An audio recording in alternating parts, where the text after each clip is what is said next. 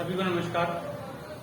आज हम लोग इन्वायरमेंट के चैप्टर शुरू करने वाले हैं, बायोडाइवर्सिटी कंजर्वेशन। ये जो चैप्टर है और जो इन्वायरमेंट है ये सभी एग्जाम्स के लिए इम्पोर्टेंट है।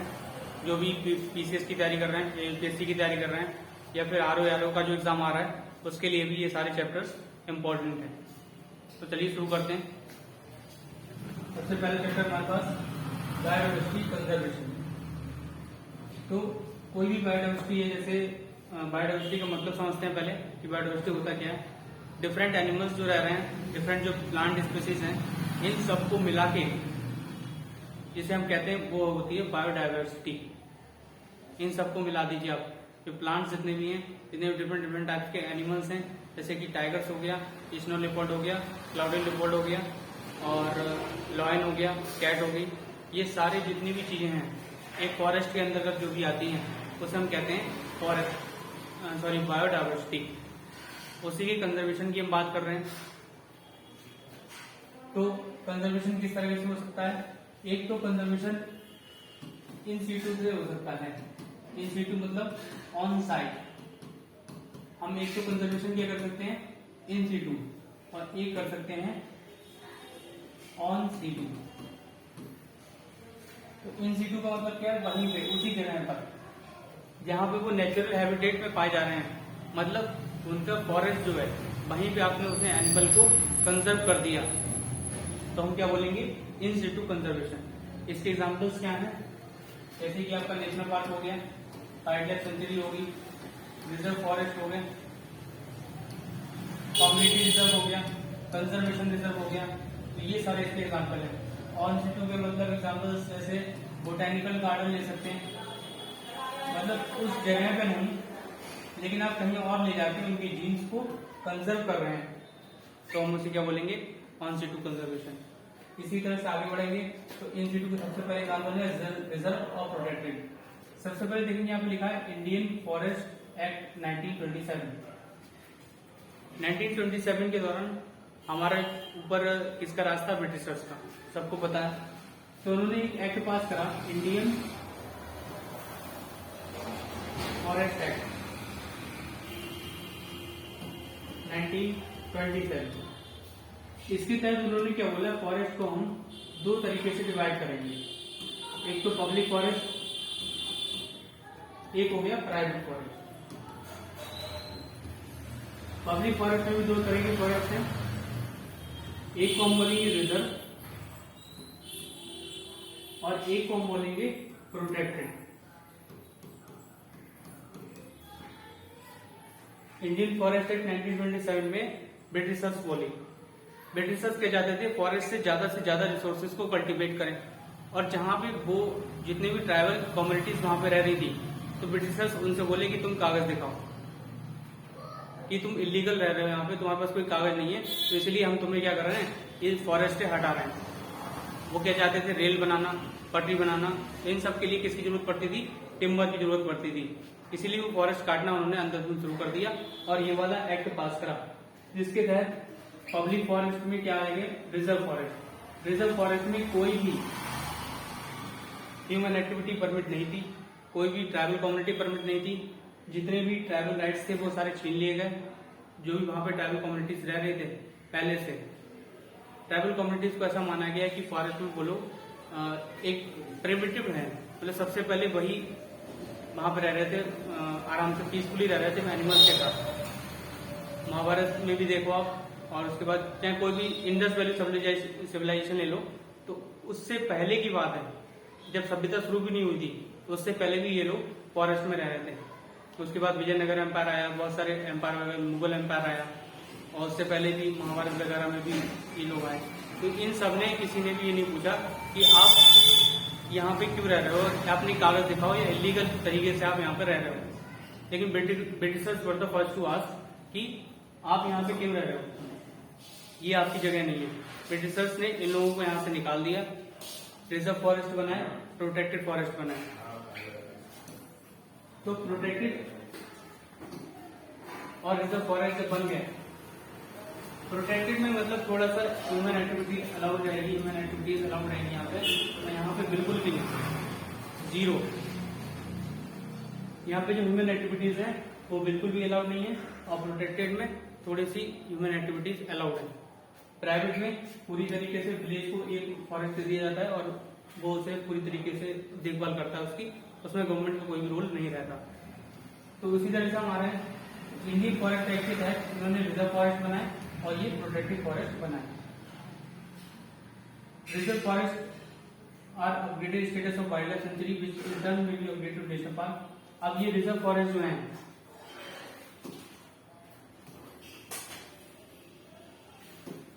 इसे हम क्या कर सकते हैं, अपग्रेड कर सकते हैं वाइल्ड लाइफ सेंचुरी में, और फिर वाइल्ड लाइफ सेंचुरी को और अपग्रेड कर सकते हैं, नेशनल पार्क बना सकते हैं। रिजर्व फॉरेस्ट अगर वाइल्ड लाइफ सेंचुरी बन गया तो क्या होगा, वहां पे हो सकता है कि ह्यूमन एक्टिविटीज और कम हो जाए।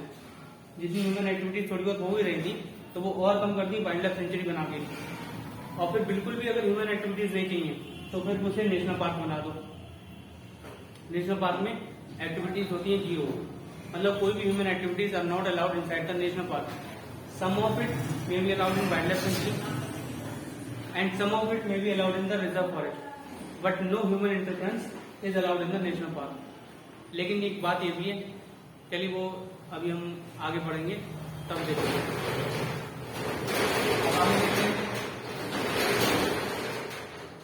वाइल्ड लाइफ सेंचुरी और इस तरह से आगे बढ़ते हैं। तो protected forest and reserve forest differ in one single step.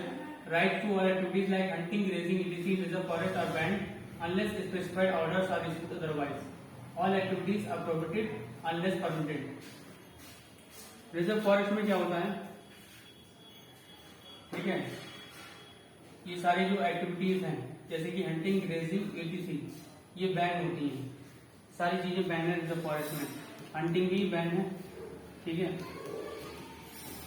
क्या हंटिंग अलाउड है नहीं, क्या ग्रेजिंग अलाउड है नहीं। और प्रोटेक्टिव फॉरेस्ट में कुछ राइट्स दे दी जाती है कम्युनिटीज को जो अपने लाइवलीहुड वहां से चलाती है। प्रोटेक्टेड फॉरेस्ट में तो थोड़ी बहुत एक्टिविटीज अलाउड हैं, जैसे ग्रेजिंग वगैरह यहाँ पे अलाउड कर दी जाती है, बट रिजर्व फॉरेस्ट के अंतर्गत ये वाली चीजें हंटिंग और ग्रेजिंग ये अलाउड नहीं है। लेकिन कुछ चीजें जैसे अगर कोई ऑफिसर वगैरह फॉरेस्ट डिपार्टमेंट कहता है कि इन चीजों को अलाउ कर दिया जाए कुछ टाइम के लिए, तो वो अलाउ करी जा सकती है।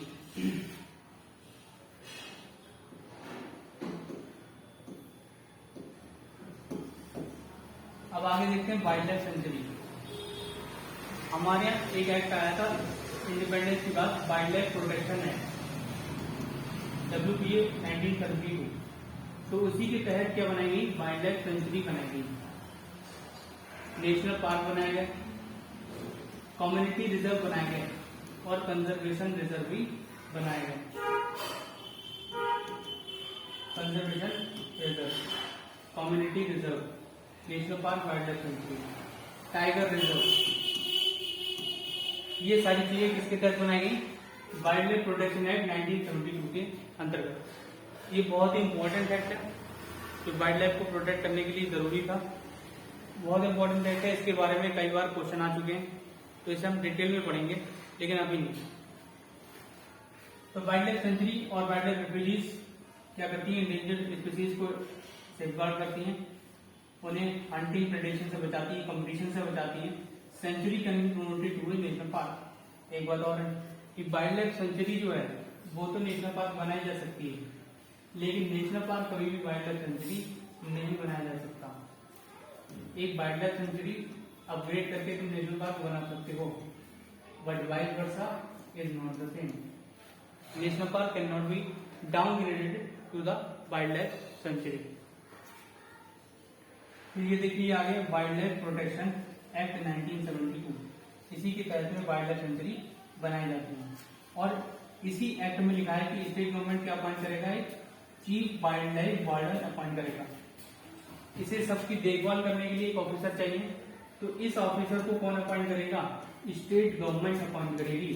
उस ऑफिसर का नाम क्या होगा, तो उस ऑफिसर का नाम होगा चीफ वाइल्ड लाइफ वार्डन।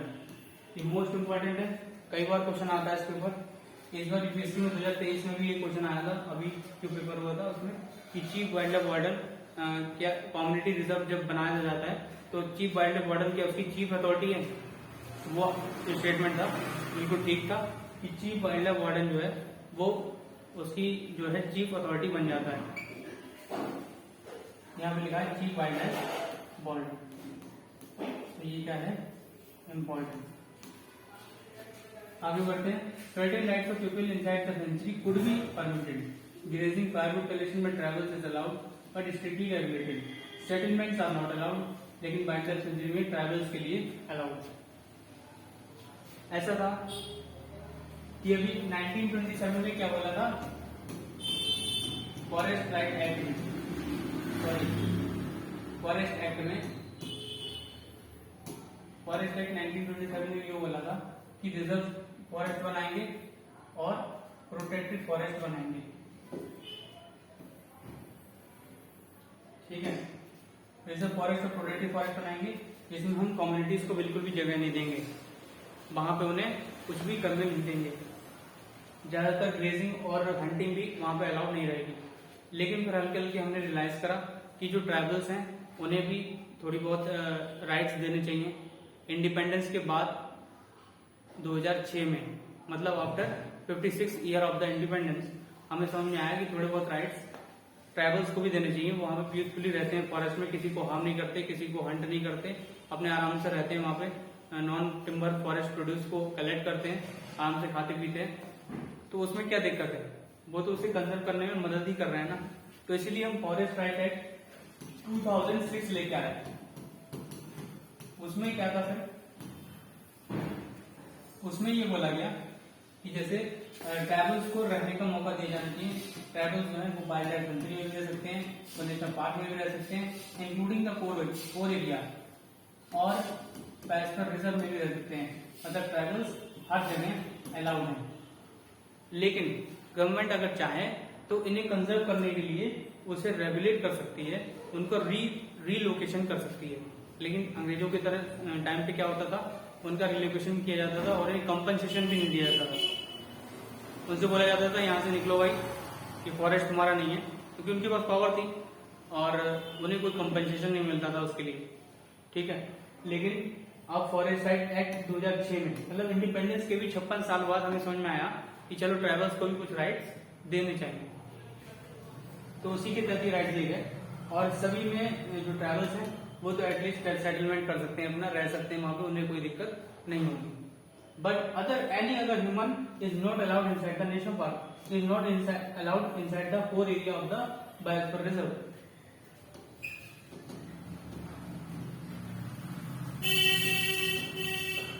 अब आगे बढ़ते हैं। Unlike a sanctuary where certain rights can be allowed, in national park no rights are permitted. देखो नेशनल पार्क और वाइल्ड लाइफ सेंचुरी में क्या डिफरेंस है,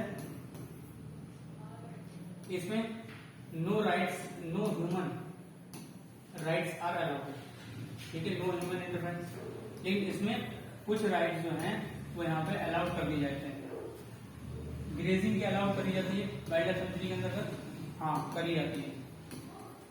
ठीक है, यहाँ पे grazing not allowed.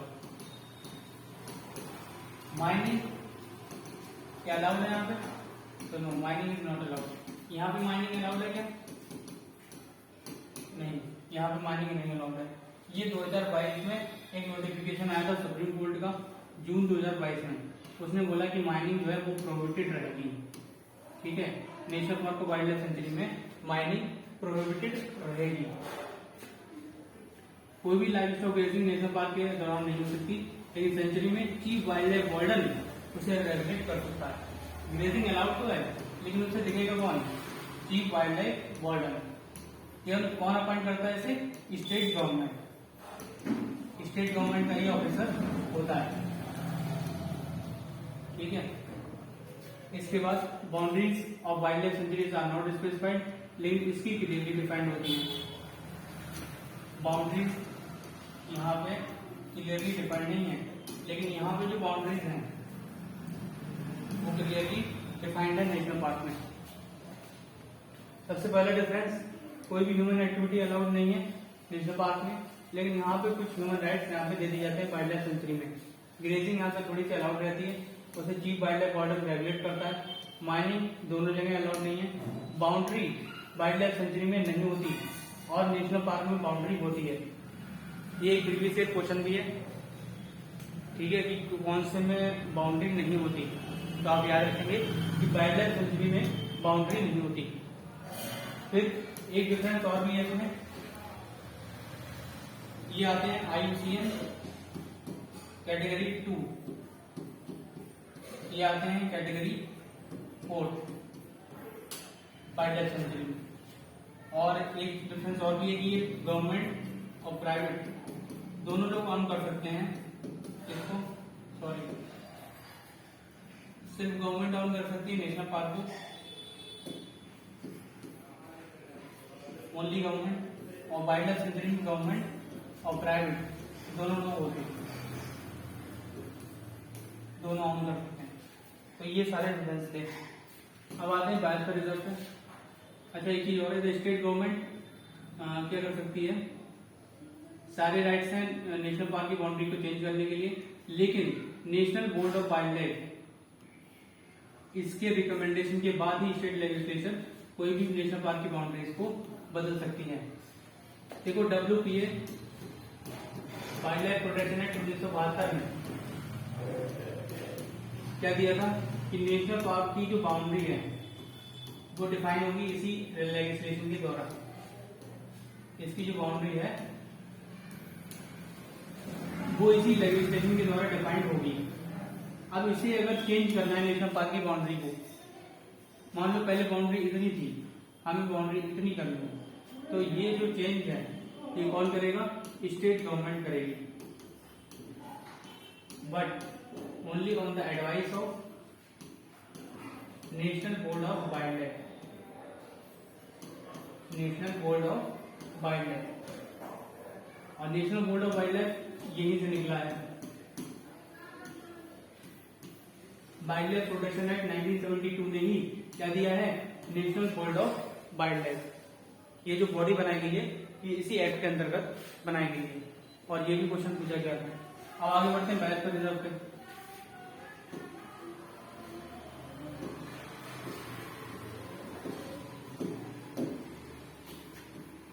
Biosphere reserve और large areas of protected territorial marine and coastal ecosystem. अब ये किसी भी एक्ट के अंतर्गत नहीं है, जैसे हमने देखा भी WPA 1972, तो उसके अंतर्गत बनाए गए नेशनल पार्क, उसके अंतर्गत बनाई गई वाइल्ड लाइफ सेंचुरी, उसके अंतर्गत बनाए गए कम्युनिटी रिजर्व, उसके अंतर्गत बनाए गए conservation reserve. But biosphere reserve उसके अंतर्गत नहीं आते, बायोस्फीयर रिजर्व किसी एक्ट के अंतर्गत नहीं आते, बल्कि उन्हें UNESCO inter governmental man and biosphere programme के द्वारा बनाया जाता है। जब नेशनल गवर्नमेंट उन्हें नॉमिनेट कर देती है किसी एरिया को, तो फिर बायोस्फीयर रिजर्व बना दिए जाते हैं, लेकिन वो किसके अंतर्गत आते हैं, यूनेस्को के मैन एंड बायोस्फीयर प्रोग्राम के अंतर्गत। ये किसी लेजिस्लेशन के अंतर्गत नहीं आते बायोस्फीयर रिजर्व, ठीक है।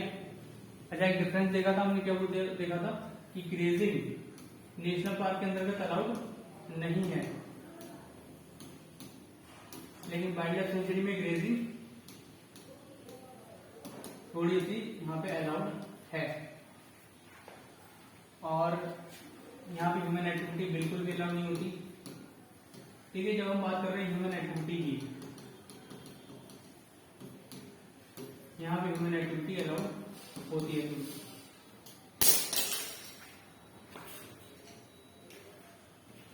दूसरी बात ये भी है कि ह्यूमन एक्टिविटी की जब हम बात कर रहे हैं, तो ह्यूमन एक्टिविटी में हम ट्राइबल्स को भी नहीं जोड़ेंगे, ट्राइबल्स को अलग रखते हैं। नो ह्यूमन इंटरफेरेंस की बात कर रहे हैं तो हम उसमें किसे नहीं जोड़ेंगे, ट्राइबल को नहीं जोड़ेंगे, ठीक है।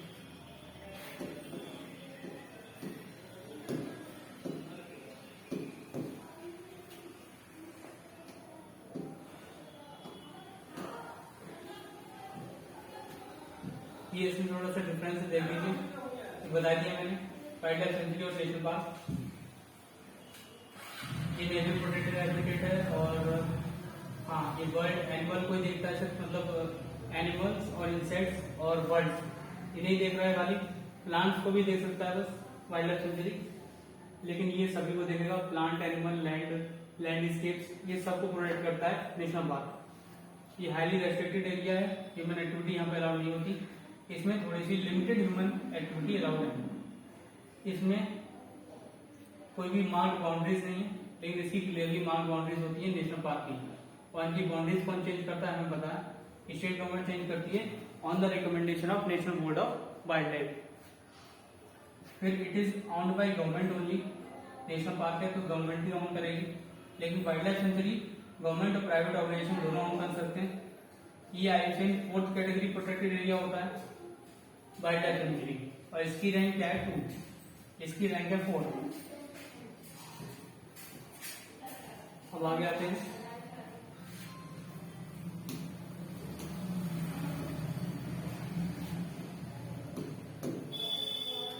अब हम बात करते हैं आगे, जो बायोस्फीयर रिजर्व की बात कर रहे थे, तो उसमें एक कमेटी बनाई गई है, इनमैप कमेटी। क्या नाम है इस कमेटी का? इधर बता देता हूँ, यहाँ बनाई गई है in man and biosphere committee, INMAB committee. इस इनमैप कमेटी में क्या है, ये किसके अंतर्गत बनाई गई है? Ministry of environment and forest, MOEF, जिसका नाम अब चेंज हो गया है MOEFCC, ministry of environment, forest and climate change.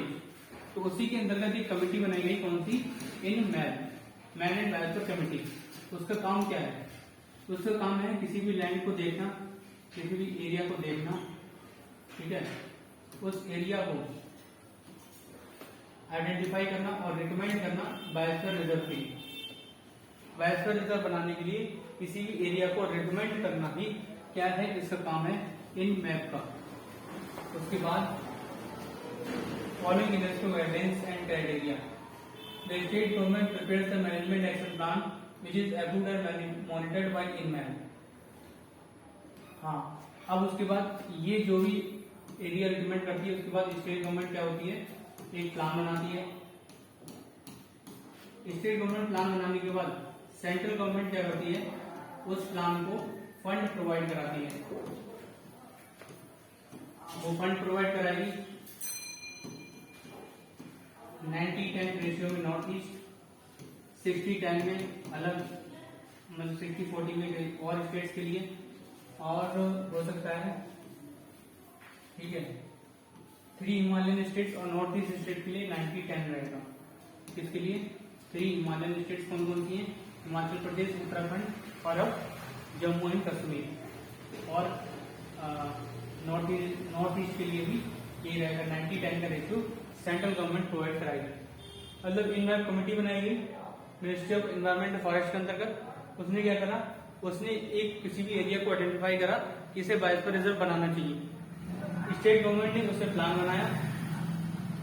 State government के प्लान बनाने के बाद सेंट्रल गवर्नमेंट ने उसे फाइनेंशियल असिस्टेंट ग्रांट करा। यही है इसमें।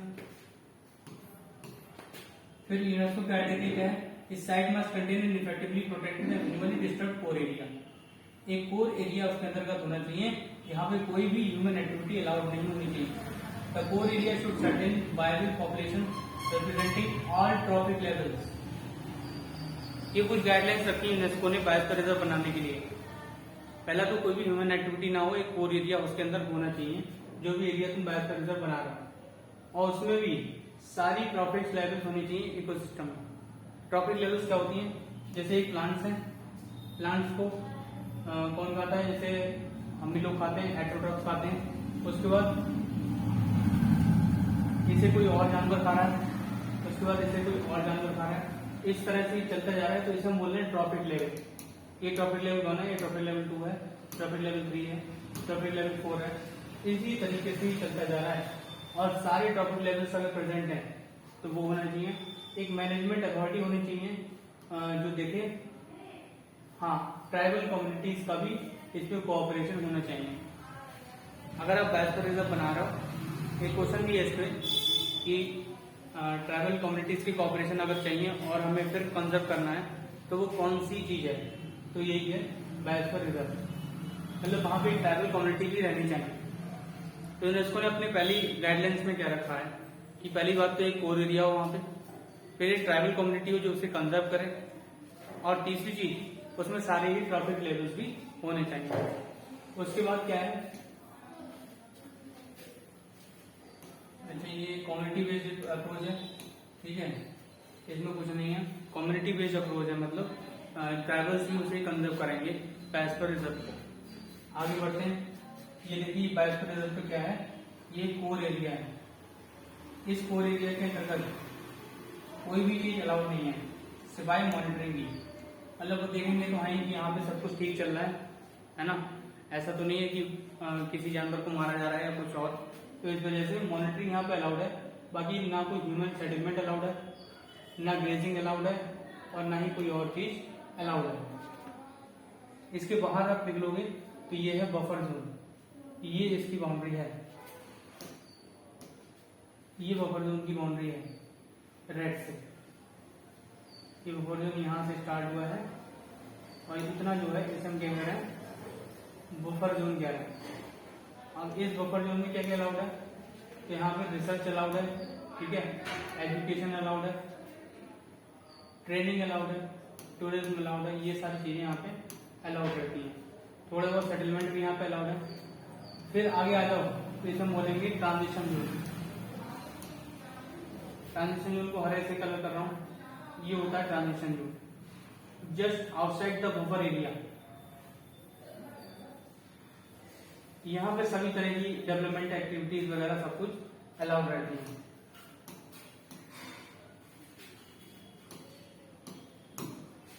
तो ये कोर एरिया हो गया, यहाँ पे कोई भी चीज अलाउड नहीं थी। बफर एरिया में रिसर्च अलाउड है, एजुकेशन अलाउड है, टूरिज्म अलाउड है, और ह्यूमन सेटलमेंट भी थोड़ा बहुत अलाउड है। ट्राइबल वाले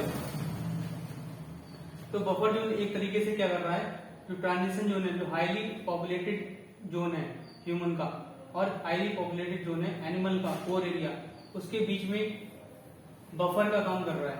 इसीलिए हम इसे कहते हैं बफर जोन, ताकि वो एक्टिविटीज को सीमित कर सके। आपस में मैन एनिमल कंफ्लिक्ट होता है ना, एक मैन एनिमल कंफ्लिक्ट, उसे रोक सके, मैन और एनिमल के बीच के कंफ्लिक्ट को रोक सके। कोर एरिया देख लीजिए, it comprises strictly protected ecosystem और conserving ecosystem, human activities not allowed. Core zone family and national park for sanctuaries regulated mainly under the Wildlife Protection Act 1972. A core zone family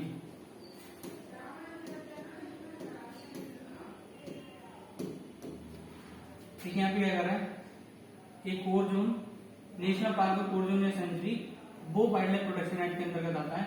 but याद रखना कि wild life protection act के अंतर्गत biosphere reserve नहीं आता, ठीक है, biosphere reserve इसके अंतर्गत नहीं आता, वो आता है यूनेस्को के मैन एंड बायोस्फीयर प्रोग्राम के अंतर्गत वो आता है।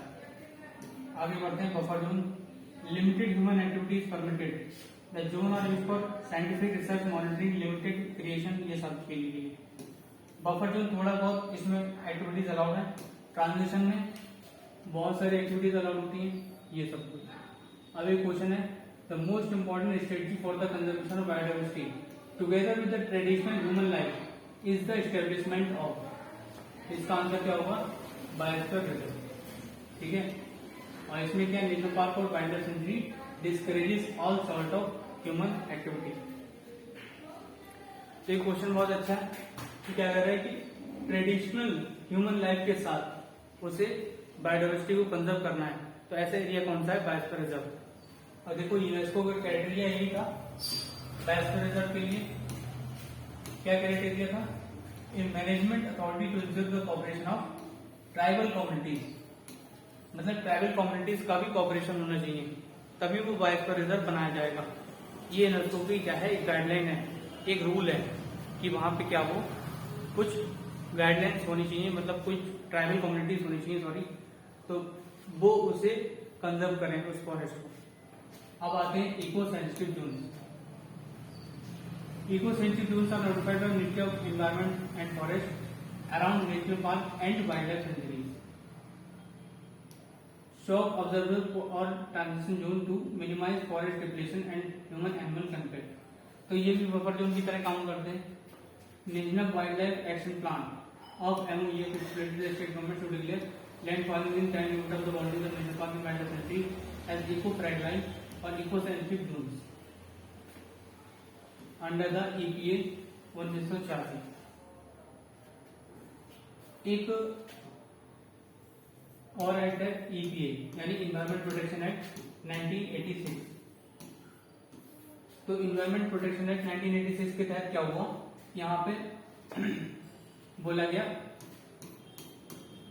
कि ये मान लो एक नेशनल पार्क है या एक वाइल्ड लाइफ सेंचुरी है, तो उसकी 10 किलोमीटर के डायमीटर वो है रेडियस पर 10 किलोमीटर तक यहां तक क्या होना चाहिए, ये कोई नेशनल पार्क है, ये कोई वाइल्ड लाइफ सेंचुरी है, तो इसके 10 किलोमीटर के रेडियस में यहाँ पे क्या होना चाहिए, ये जो एरिया है ये पूरा, इसमें होना चाहिए eco sensitive zone. Eco sensitive zone जो है वो बनाना चाहिए।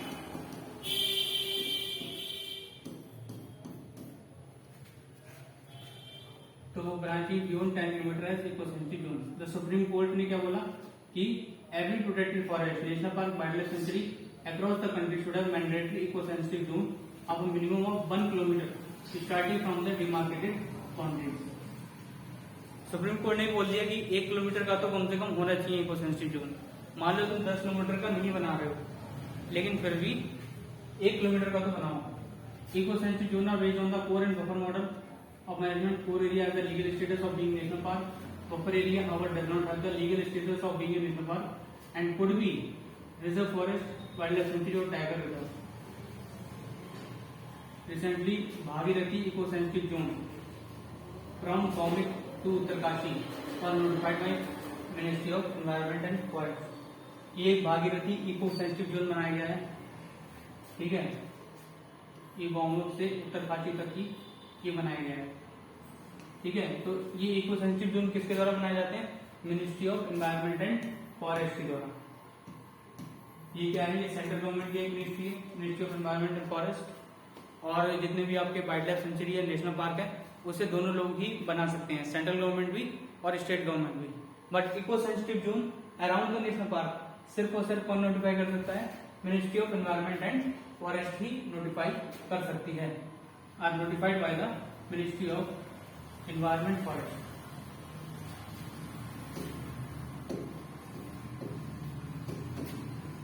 आगे देखते हैं legal status. Environment protection act 1986 does not mention the word eco sensitive zone.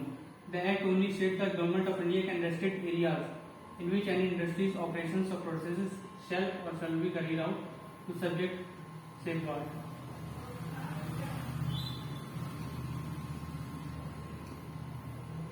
हाँ, अब इसमें जो EPA था, एनवायरमेंट प्रोटेक्शन एक्ट 1986, इसने क्या बोला कि आप नेशनल पार्क की जो बाउंड्री आती है, नेशनल पार्क के आसपास जो भी इंडस्ट्रीज हैं, उसे क्या कर सकती है, गवर्नमेंट बैन कर सकती है, उस पर ताला मार सकती है, उसके साथ कुछ भी कर सकती है। बट इको सेंसिटिव जोन जो था वो एनवायरमेंट प्रोटेक्शन एक्ट के अंतर्गत नहीं लिया था। Eco sensitive zone was not written under environment protection act of 1986। Activities prohibited, restricted, allowed. अब इको सेंसिटिव जोन में क्या क्या अलाउड होता है, क्या क्या प्रोहिबिटेड होता है, ये हम देखेंगे। नेशनल पार्क में हमने देख लिया क्या क्या चीजें अलाउड थी या नहीं थी, वाइल्ड लाइफ सेंचुरी में देखा, रिजर्व फॉरेस्ट में देखा, प्रोटेक्टेड फॉरेस्ट में देखा, बायोस्फीयर रिजर्व में देखा, ठीक है। यहाँ पे इको टूरिज्म अलाउड है, मॉनिटरिंग अलाउड है, एजुकेशन, रिसर्च, सेटलमेंट कहाँ का अलाउड है, कहाँ का नहीं। अब हम बढ़ते हैं इको सेंसिटिव जोन की तरफ, जो कि कौन नोटिफाई कर रहा है, ministry of environment and forest notify कर रही है।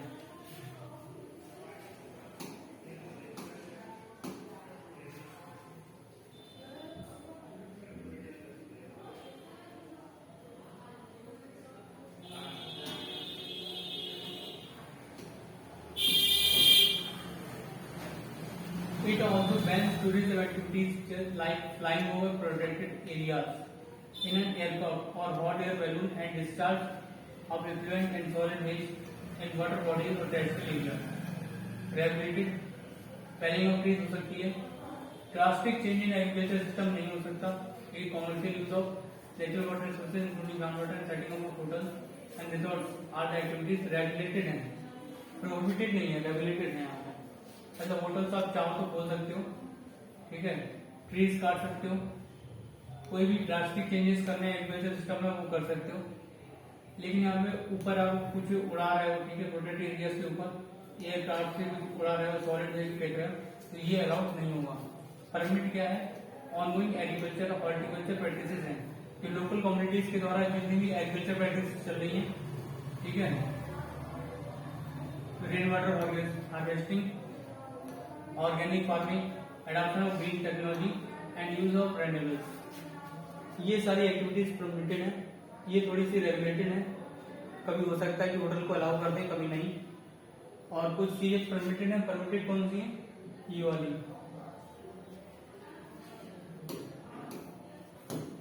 क्या ये चीज परमिटेड है? एग्रीकल्चर और horticulture practices by local communities, rain water harvesting, organic farming, adoption of green technology and use of renewables. Green technology तो ऑफकोर्स परमिटेड ही रहेगी। ऑर्गेनिक फार्मिंग कुछ है ही नहीं इसमें, परमिटेड रहेगी यही है, ठीक है। रेन्यूएबल रिसोर्सेज ये भी ठीक है। रेन वाटर हार्वेस्टिंग ये भी अच्छी चीज है, ये परमिट होनी चाहिए। जो भी इसमें एग्रीकल्चर और हॉर्टिकल्चर प्रैक्टिसेस लोकल कम्युनिटीज के द्वारा चल रही हैं, यानी ट्रेडिशनल एग्रीकल्चर प्रैक्टिसेस जो हैं वो यहाँ पे रेगुलेटेड नहीं, परमिटेड होंगी। रेगुलेटेड मैंने बता दिया क्या क्या है। ट्रीज काटना ये रेगुलेटेड है। कोई ज्यादा ड्रास्टिक चेंज करना ये रेगुलेटेड है। नेचुरल वाटर रिसोर्सेज का कॉमर्शियल यूज करना, ग्राउंड वाटर को यूज करना, होटल बनाना, ये सारी जो है वो रेगुलेटेड हैं इको सेंसिटिव जोन के अंतर्गत। एक क्वेश्चन देखते हैं। With reference to eco sensitive zones which of the following statement is are correct. Eco sensitive zone के बारे में क्वेश्चन है। Eco sensitive zones are the areas that are declared under WPA 1972। मैंने आपको बता दिया कि WPA के अंतर्गत कौन कौन से एरियाज आते हैं। एक तो नेशनल पार्क आता है, एक वाइल्ड लाइफ सेंचुरी आता है, एक कंजर्वेशन रिजर्व आता है, एक कम्युनिटी रिजर्व आता है। ये चारों जो एरियाज हैं, और टाइगर रिजर्व भी इसी के अंतर्गत आता है। बट बायोस्फीयर रिजर्व भी इसके अंतर्गत नहीं आता। और रही बात इको सेंसिटिव जोन, तो इको सेंसिटिव जोन को हम किसके अंतर्गत पढ़ रहे थे? इको सेंसिटिव जोन ये हमने देखा था इन्वायरमेंट प्रोटेक्शन एक्ट से थोड़ा सा रिलेटेड था, लेकिन इन्वायरमेंट प्रोटेक्शन एक्ट में भी ये नहीं दिया था, तो इसमें तो देने की कोई बात ही नहीं है, तो ये वाला ऑप्शन गलत हो जाएगा। The purpose of the declaration of eco sensitive zone is to provide all kind of human activities in those zone except agriculture. Agriculture को छोड़ के सारी एक्टिविटीज प्रोहिबिटेड है, तो ये भी गलत है, क्योंकि हमने देखा था यहाँ पे ग्रीन टेक्नोलॉजी अलाउड है, ऑर्गेनिक फार्मिंग अलाउड है, होटल्स भी सेटअप करना अलाउड है, ठीक है। ग्राउंड वाटर को कॉमर्शियल यूज करना ग्राउंड वाटर का ये भी अलाउड है। तो बहुत सारी चीजें यहाँ पे होटल बनाना तक अलाउड है, ठीक है। ऑर्गेनिक फार्मिंग करना और वेरियस एग्रीकल्चर प्रैक्टिसेस करना, ये सब कुछ अलाउड है। इसका मतलब ये भी गलत हो जाएगा, तो इसका आंसर क्या आ जाएगा? neither 1 nor 2. Eco sensitive zone areas are based on 4. All kind of human activities are prohibited, and buffer grazing, collection of manufactured subsistence agriculture are allowed on a substantial basis model of arrangement. इसका मतलब इस तरह से होगा। Eco sensitive zone था क्या? Core और buffer model पे बेस्ड था, यानी कि ये कोर एरिया होता था नेशनल पार्क के अंतर्गत, और इसे प्रोटेक्ट करने के लिए एक ऊपर बफर जोन बनाया जाता था, जहाँ पे कुछ एक्टिविटीज जैसे कि माइनर फॉरेस्ट प्रोड्यूस को कलेक्ट करना या और एग्रीकल्चर प्रैक्टिसेस करना या होटल्स वगैरह बनाना, ये सब थोड़ा बहुत परमिटेड था। इसी मॉडल पे बेस्ड है इको सेंसिटिव जोन। इसी मॉडल पे क्या बेस्ड है? Eco sensitive zone. अब आगे बढ़ते हैं। ये है कंजर्वेशन रिजर्व।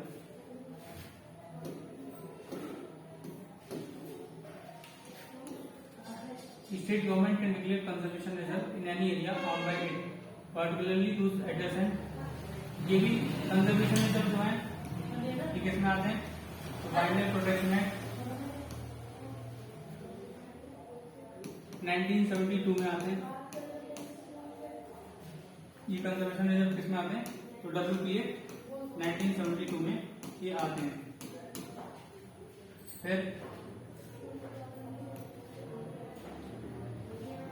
ये ज्यादातर नेशनल पार्क ये बाउंड्री के आसपास हो सकते हैं या फिर वाइल्ड लाइफ सेंचुरी की बाउंड्रीज के आसपास वाले को एरिया को इस एरिया को क्या कह देते हैं?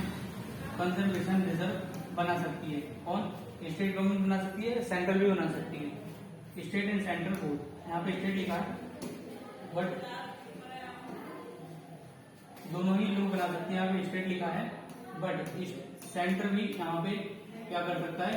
कंजर्वेशन रिजर्व नोटिफाई कर सकता है। पार्टिकुलर तो ज्यादातर ये नेशनल पार्क के वाइल्ड लाइफ सेंचुरी के पास में होते हैं। Link one protected area with the another, such declaration should be made after consultation with the local communities. Local communities से सलाह मशवरा करके ही हमें आगे बढ़ना है। ऐसा डिक्लेरेशन कंसल्टेशन करके, लेकिन उनकी कंसल्टेशन कोई बाइंडिंग नहीं होगी। लोकल कम्युनिटीज ने बोल दिया कि यहाँ पे कंजर्वेशन रिजर्व नहीं बनेगा, तो ऐसा थोड़ी गवर्नमेंट नहीं बनाएगी, वो यहाँ पे बनाएगी। ठीक है, तो सेंट्रल और स्टेट दोनों कर सकते हैं एक बात। और सच ए डिक्लेरेशन ये तो छोड़ ही दो। फिर दो प्रोटेक्टेड एरिया को कनेक्ट करने में भी काम आते हैं। जैसे ये एक नेशनल पार्क, दूसरा है ये एक नेशनल पार्क है। यहाँ पे दिखा देता हूँ, ये एक नेशनल पार्क है, ये दूसरा नेशनल पार्क है। इन दोनों को कनेक्ट करने के लिए यहाँ पे ये क्या बनाया जा सकता है? कंजर्वेशन रिजर्व बनाया जा सकता है। इस एरिया को, इस एरिया क्या बना दिया हमने? Conservation reserve. अब कोई भी एनिमल है वो इसके थ्रू यहाँ पे जा सकता है, दूसरे नेशनल पार्क में जा सकता है। ये वाला जो एनिमल है वो यहाँ पे आ सकता है। तो इस तरह से हम यहाँ पे कंजर्वेशन रिजर्व बना सकते हैं। कम्युनिटी रिजर्व क्या है? State government can declare community reserve in any private और community land where an individual or a community has volunteered to conserve wildlife and its habitat. Such land should not be comprised within the national park, sanctuary or conservation reserve. The rights of people living inside the conservation reserve and community reserve are not affected.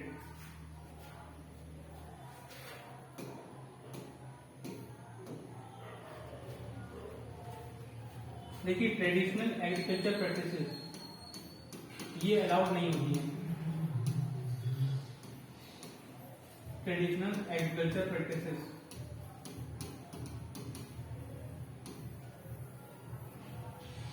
ये not allowed है। किसके अंतर्गत? Conservation reserve के अंतर्गत या community reserve के अंतर्गत। यानी इन दोनों के अंतर्गत क्या ट्रेडिशनल एग्रीकल्चर प्रैक्टिसेस अलाउड है? नहीं, बिल्कुल नहीं। ट्रेडिशनल एग्रीकल्चर प्रैक्टिसेस यहाँ पे बिल्कुल भी अलाउड नहीं है। कहाँ पे अलाउड थी? यही चीज ट्रेडिशनल एग्रीकल्चर प्रैक्टिसेस कहाँ पे अलाउड थी? तो वो इको सेंसिटिव जोन्स के अंतर्गत अलाउड थी। इको सेंसिटिव जोन जो हमने एनवायरमेंट प्रोटेक्शन एक्ट के अंतर्गत बनाए थे उसमें ये अलाउड थी। अच्छा, ये दोनों किसके अंतर्गत बन रहा है? WPA 1972 के अंतर्गत बनाए जाते हैं। राइट्स इसमें इफेक्ट नहीं होते, ज्यादातर राइट्स रहते हैं। कौन कौन से राइट्स रहते हैं? ट्रेडिशनल एग्रीकल्चर प्रैक्टिसेस नहीं करने दी, कोई बात नहीं। क्या ग्रेजिंग करने देते हैं? तो इसका आंसर है हाँ, यहाँ पे ग्रेजिंग अलाउड है। कम्युनिटी रिजर्व और कंजर्वेशन रिजर्व में ग्रेजिंग अलाउड है। क्या non timber forest produce collect करने देते हैं? हाँ, कर सकते हैं। ठीक है, non timber forest produce collect कर सकते हैं। यहाँ पे ग्रेजिंग एक्टिविटीज अलाउड है, but the traditional agriculture practices are not allowed. Traditional agriculture practices, shifting cultivation और भी चीजें, तो ये सारी चीजें बैन हो जाती हैं इस कंजर्वेशन रिजर्व और कम्युनिटी रिजर्व में आकर के। लेकिन ग्रेजिंग अलाउड रहती है। Non timber forest produce collect कर सकते हैं? हाँ, कर सकते हैं। हंटिंग अलाउड रहती है क्या? हंटिंग, तो यहाँ पे ये हंटिंग अलाउड नहीं होती। इसी तरह से ये जो ट्रेडिशनल एग्रीकल्चर प्रैक्टिसेस हैं ये वाइल्ड लाइफ सेंचुरी में भी अलाउ नहीं होती। अब खुद ही सोचो कि कम्युनिटी रिजर्व में जब अलाउड नहीं है तो फिर ये वाइल्ड लाइफ सेंचुरी में कैसे अलाउड हो जाएंगी, और नेशनल पार्क में भी अलाउड नहीं है। लेकिन हाँ, non timber forest produce collect कर सकते हैं, ये नेशनल पार्क में भी कर सकते हैं और वाइल्ड लाइफ सेंचुरी में भी कर सकते हैं। नहीं, नेशनल पार्क में नहीं कर सकते, लेकिन वाइल्ड लाइफ सेंचुरी में कर सकते हैं, बायोस्फीयर रिजर्व में कर सकते हैं, और यहाँ पे तो कर ही सकते हैं। तो ओवरऑल ये देखें तो क्या बोला जाएगा, ठीक है।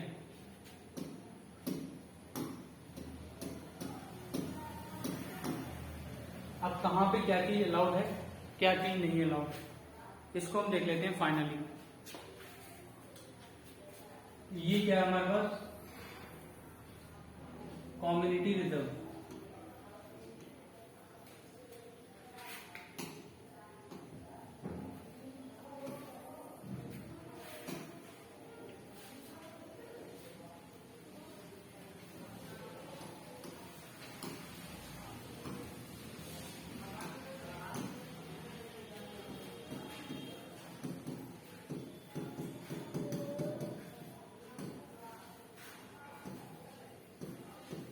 ये क्या हमारे पास कम्युनिटी रिजर्व है। फिर एक हमारे पास क्या है, इसे हम बोल रहे हैं कंजर्वेशन रिजर्व।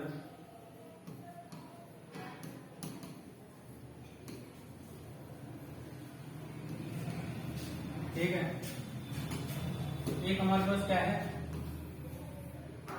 इसे हम बोल रहे हैं नेशनल पार्क। एक हमारे पास क्या है, वाइल्ड लाइफ सेंचुरी।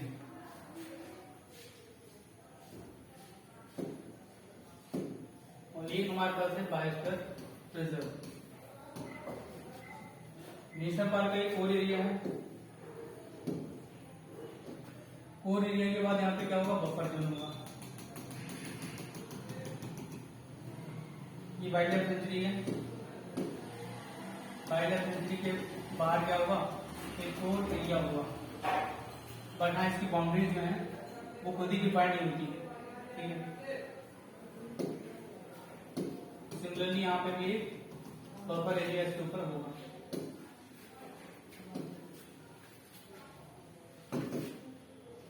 अब कम्युनिटी रिजर्व में क्या क्या चीज अलाउड है और कंजर्वेशन रिजर्व में क्या क्या चीज अलाउड है, ये देख लेते हैं। यहाँ पे क्या ट्रेडिशनल एग्रीकल्चर प्रैक्टिसेस अलाउड है, तो नहीं, यहाँ पर ट्रेडिशनल एग्रीकल्चर प्रैक्टिसेस अलाउड नहीं है। जबकि बाहर बना है, बफर जोन में बना है, लेकिन फिर भी यहाँ पे ट्रेडिशनल एग्रीकल्चर प्रैक्टिसेस अलाउड नहीं है। क्या यहाँ पे non timber forest produce allowed है कलेक्ट करना, तो हाँ जी बिल्कुल, non timber forest produce allowed है कलेक्ट करना। Non timber forest produce allowed है कलेक्ट करना। क्या यहाँ पे ग्रेजिंग अलाउड है, तो बिल्कुल यहाँ पे ग्रेजिंग जो है वो अलाउड है, ठीक है। क्या यहाँ पे ट्राइबल्स रह सकते हैं, हाँ ट्राइबल्स रह सकते हैं।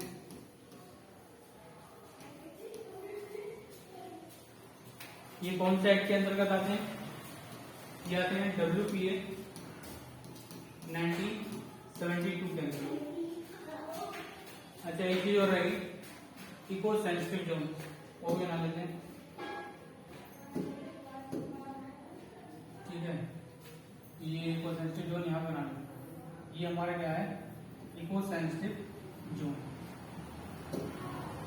अब देखते हैं कंजर्वेशन रिजर्व का देख रहे थे, तो कंजर्वेशन रिजर्व में क्या ट्रेडिशनल एग्रीकल्चर प्रैक्टिसेस अलाउड है। अच्छा एक चीज और रहेगी इसमें,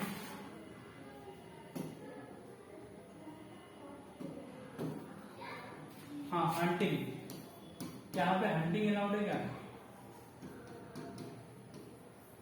तो नहीं, हंटिंग यहाँ पे अलाउड नहीं है। फिर हम इसका आते हैं conservation reserve, traditional agriculture practices क्या अलाउड है? नहीं। कंजर्वेशन रिजर्व में क्या non timber forest produce, non timber forest produce collect कर सकते हैं नॉर्मल पीपल? हाँ, कर सकते हैं।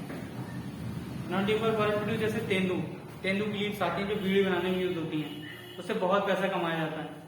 गांव वाले बहुत पैसा कमाते हैं, वो वहीं से फॉरेस्ट से तोड़ लाते हैं और मतलब पैसा ही पैसा है। तो सबसे इम्पोर्टेंट है नॉन टिम्बर फॉरेस्ट प्रोड्यूस कौन सा? तेंदू। टिम्बर माने क्या होता है? टिम्बर एक ऐसी लकड़ी है जो बिल्डिंग मटेरियल बनाने में यूज होती है। उसे छोड़ के आप जो भी फ्रूट्स ले लो, फल ले लो, तेंदू की लीव्स ले लो, बाकी कुछ भी ले लो, तो उसे हम क्या बोलेंगे ना, उसे हम बोलेंगे नॉन टिम्बर फॉरेस्ट प्रोड्यूस। यानी कि जो टिम्बर नहीं है वही क्या है? Non timber forest produce. अब यार ये लीव्स जो है तेंदू वाली है, जो फ्लावर्स हैं, फूल हैं, ये तो कोई भी कलेक्ट कर सकता है ना, इसमें दिक्कत क्या है? तो ये नॉन टिम्बर फॉरेस्ट प्रोड्यूस हर जगह अलाउड है, सिवाय एक जगह छोड़ के, नेशनल पार्क को छोड़ के। कंजर्वेशन रिजर्व के बाद, कंजर्वेशन रिजर्व में मतलब ये, हाँ, ये किसके अंदर आ जाता है? ये WTA 1972 के अंतर्गत ये आता है। क्या यहाँ पे ग्रेजिंग अलाउड है? बिल्कुल, यहाँ पे ग्रेजिंग अलाउड है।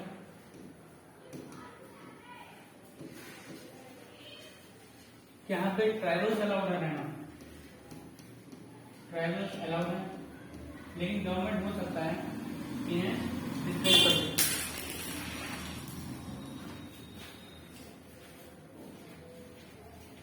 गवर्नमेंट चाहे तो उन्हें डिस्प्लेस कर सकती है ट्राइबल्स को। ट्राइबल्स यहाँ पे अलाउड है। Non timber forest produce allowed है। सिर्फ एक चीज की मना है, ट्रेडिशनल एग्रीकल्चर प्रैक्टिसेस। और क्या हंटिंग अलाउड है? हंट करना यहाँ पर नहीं है। तो वो हंट करना इसलिए अलाउड नहीं है क्योंकि कंजर्वेशन रिजर्व है, यानी बायोडाइवर्सिटी को कंजर्व करने के लिए यहाँ पे ये बनाए गए हैं। अब यहीं पे हंटिंग अलाउड कर दी गई तो इनका फायदा क्या होगा?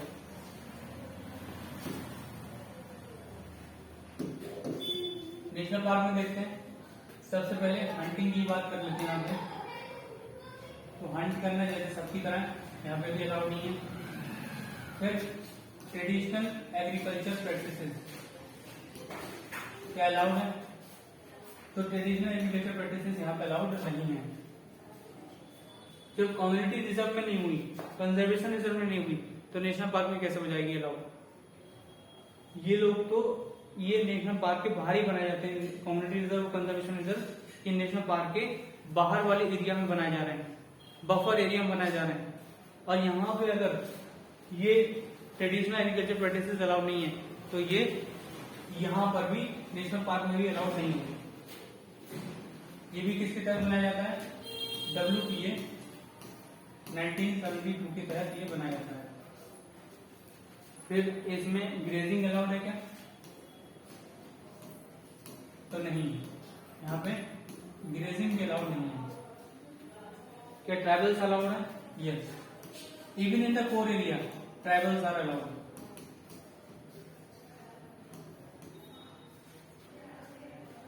वाइल्ड लाइफ सेंचुरी में देखते हैं हम वाइल्ड लाइफ सेंचुरी में क्या अलाउड है।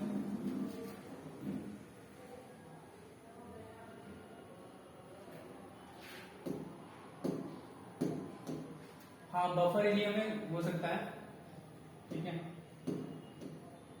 बफर एरिया में हो सकता है। यहाँ पे क्या अलाउड हो? टूरिज्म अलाउड हो,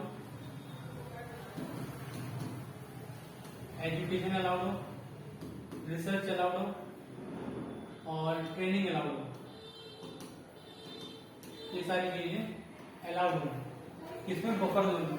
but in the core area ये सारी चीजें अलाउड नहीं है। अब आती है वाइल्ड लाइफ सेंचुरी की बात। तो यहाँ पे सबसे पहले देखते हैं हंटिंग यहाँ पे अलाउड है क्या?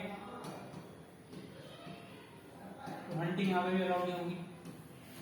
फिर यहाँ पे ट्रेडिशनल एग्रीकल्चर प्रैक्टिसेस बिल्कुल नहीं। नॉन टिम्बर फॉरेस्ट प्रोड्यूस क्या अलाउड है? तो जी हाँ, यहाँ पे अलाउड है। But non timber forest produce की बात हमने यहाँ पर नहीं करी। और नॉन टिम्बर फॉरेस्ट प्रोड्यूस यहाँ पे अलाउड नहीं है, ठीक है। नॉन टिम्बर फॉरेस्ट प्रोड्यूस सब जगह अलाउड था, यहाँ पे भी अलाउड था, यहाँ पे भी अलाउड था, यहाँ पे भी अलाउड था, but in the national park non timber forest produce और biomass can not be collected, ये गलत है। इसके बाद ये भी WPA 1972 के अंतर्गत आते हैं। एंड ग्रेजिंग क्या अलाउड है? हाँ, ग्रेजिंग यहाँ पे अलाउड है, ठीक है, ग्रेजिंग यहाँ पे अलाउड है। और बफर एरिया में इको टूरिज्म, एजुकेशन, रिसर्च, ये सब वाइल्ड लाइफ सेंचुरी के बफर एरिया में भी अलाउड रहेगा। और ट्राइबल्स भी यहाँ पे अलाउड हैं। तो ये ट्रेडिशनल प्रोड्यूस नहीं अलाउड है, non timber forest produce allowed है, ग्रेजिंग अलाउड है, ठीक है, ट्राइबल्स अलाउड है। ये हो गया WLS यानी कि wild life sanctuary. Eco sensitive zone में तुमने देखा ये जो ट्रेडिशनल एग्रीकल्चर प्रैक्टिसेस थी ये भी अलाउड थी, ठीक है, होटल्स तक अलाउड थे। तो यहाँ पे तो सब कुछ ही अलाउड होता जा रहा था, ठीक है, ज्यादातर यहाँ पे सब कुछ अलाउड है। बाकी इन बायोस्फीयर में देख लेते हैं तो कोर एरिया में बिल्कुल सेम एज नेशनल पार्क होगा, लेकिन नॉन टिम्बर फॉरेस्ट प्रोड्यूस यहाँ पे अलाउड होता है। बस ये डिफरेंस है इसमें और इसमें, बाकी बिल्कुल सेम है नेशनल पार्क को बायोस्फीयर। बस ये किसमें आता है? यूनेस्को के लैंड एंड बायोस्फीयर प्रोग्राम के अंतर्गत ये आता है। अच्छा, इको सेंसिटिव जोन किसके अंतर्गत आता है? ये EPA 1986 के अंदर, लेकिन इस एक्ट में भी ये चीज लिखी गई नहीं थी। EPA 1986 में आता है, लेकिन इस एक्ट के अंतर्गत ये लिखा हुआ नहीं था। इस एक्ट के द्वारा ये बनाया गया इको सेंसिटिव जोन। ये हमने देख लिया, ये बहुत ही इंपॉर्टेंट है। ये सारे जितने भी हैं wild life sanctuary, national park, क्या चीज अलाउड है क्या चीज नहीं है, ये बहुत चीज इंपॉर्टेंट है और ये एग्जाम में बार बार पूछी जाती है, इसे आपको देखना है कई बार। अब आगे बढ़ते हैं।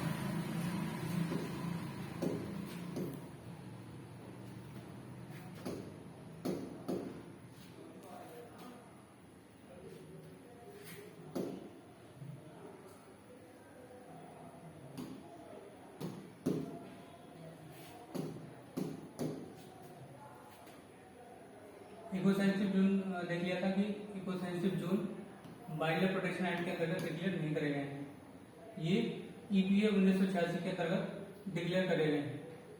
The purpose of the declaration of eco sensitive zone is for all kind of human activities in those zone except agriculture. तो ऐसा नहीं है, सभी ह्यूमन एक्टिविटीज प्रोहिबिट नहीं हो सकती, क्योंकि eco sensitive zone wild life sanctuary के भी अक्रॉस हो सकता है, और वाइल्ड लाइफ सेंचुरी में तो ग्रेजिंग तक अलाउड है, तो इसलिए रॉन्ग था। ये हमने देख लिया, कंजर्वेशन रिजर्व देख लिया, कम्युनिटी रिजर्व देख लिया। अब आते हैं सेक्रेड ग्रुप पे। Sacred groves are forest preserved by ancient societies on religious and cultural grounds. All the trees and wildlife within वर्क and protected by the communities. Such sacred groves are found in Khasi, Jaintia hills in Meghalaya, Aravalli hills of Rajasthan, western घाट, इन सब में पाया जाता है। जैसे आपने कंतारा मूवी देखी है, तो कंतारा मूवी में क्या दिखाया गया कि उनका वो ये सोचते हैं कि उनका जो गॉड है, उनका भगवान है, वो जंगल में रहता है, तो इस वजह से वो जंगल को ज्यादा एक्सप्लॉइट नहीं करते और वन को ज्यादा एक्सप्लॉइट नहीं करते, और वहां पे वो पूजा करते हैं, उस जंगल की, उस फॉरेस्ट की वो लोग पूजा करते हैं। तो इसलिए हम क्या बोलते हैं? सेक्रेड ग्रुप बोलते हैं। इस तरह से ये भी कंजर्वेशन का एक तरीका है। और ये देख लेते हैं अरावली हिल्स जो राजस्थान के हैं, वहां पर भी ये प्रैक्टिस होता है।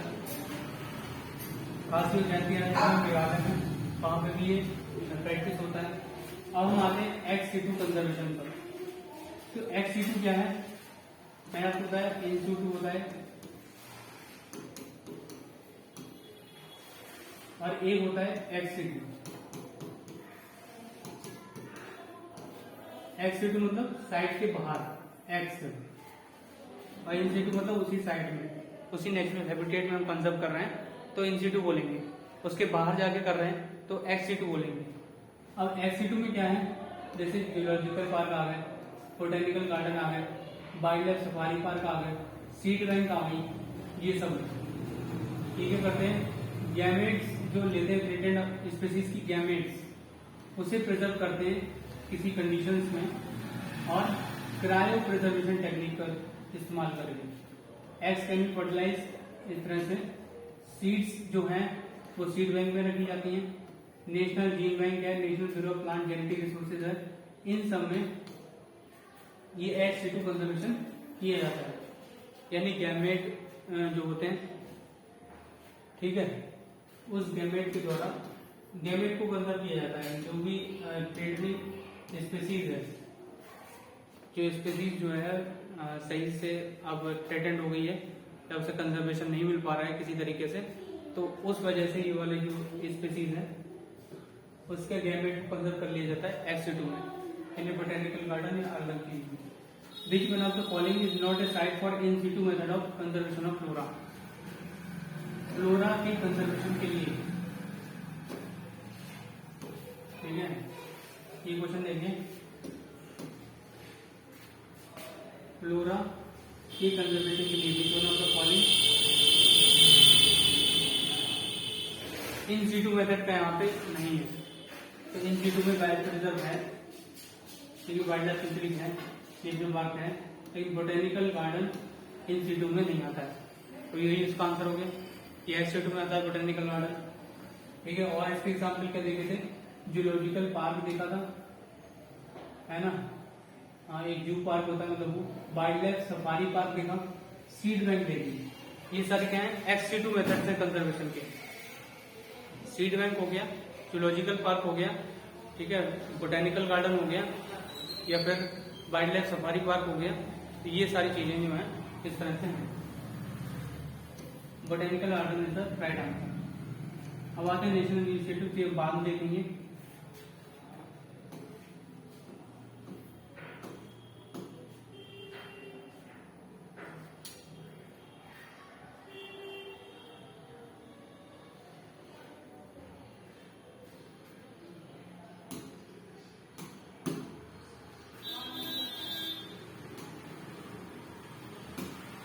तो इतनी देर से हम चर्चा कर रहे थे वाइल्ड लाइफ प्रोटेक्शन एक्ट पे, जो कि बहुत ही इंपॉर्टेंट एक्ट है।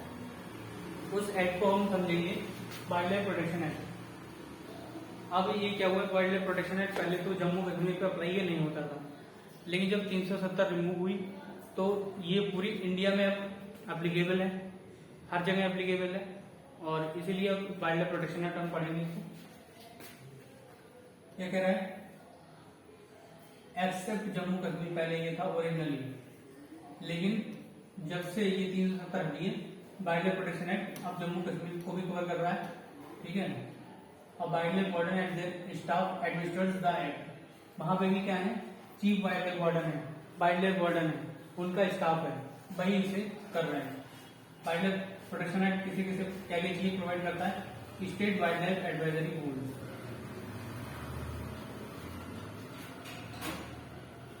हमने आपको देखा था पहले, wild life national board of wild life जो डिक्लेयर कर रहा था,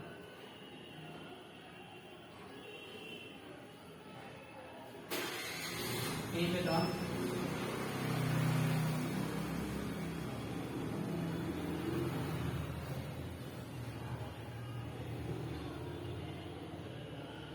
ये the state government has all the rights of land to be included in the national park but only on the recommendation of the national board of wild life, ठीक है।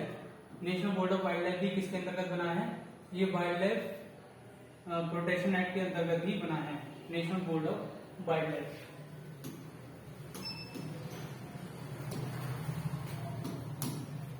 तो हम इसको पहले ही पढ़ चुके हैं, इसमें क्या है, national board of wild life इसके द्वारा बनाया गया था, ठीक है, national board of wild life.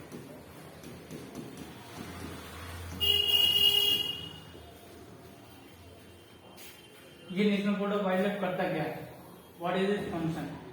National park की बाउंड्री में आपको चेंज करना है, आप national board of wild life की विदाउट एडवाइस से कोई भी स्टेट गवर्नमेंट उसकी बाउंड्री चेंज नहीं कर सकती नेशनल पार्क की।